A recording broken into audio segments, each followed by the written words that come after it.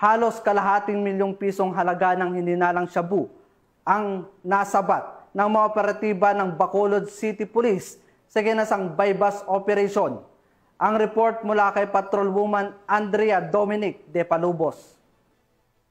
Patuloy ang mas pinaigting na kampanya ng Bacolod City Police Office laban sa iligal na droga.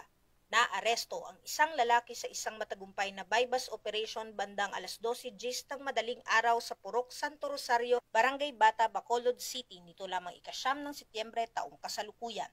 Ang operasyon ay pinangunahan ng City Drug Enforcement Unit sa pangunguna ni Police Lieutenant Colonel Antonio Benetes Jr., hepe ng nasabing unit, na nagresulta sa pagkakadakip sa suspect na kinilalang si alias Marjo, walang asawa, walang trabaho at residente ng nasabing barangay. Sa operasyon, nakuha mula sa pag-iingat ng suspect ang humigit kumulang 70 gramo ng hinihinalang shabu na may standard drug price na tinatayang 476,000 piso.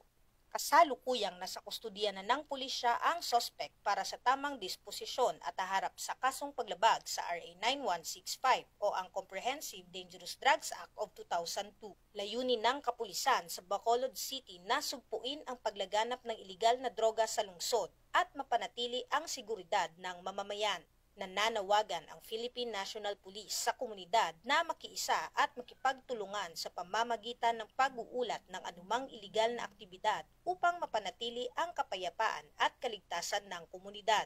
Sa bawat ulat na ginagawa ng mamamayan, isang hakbang ito patungo sa mas ligtas na kinabukasan at itaguyod ang isang bayang payapa, maunlad at ligtas para sa susunod na henerasyon.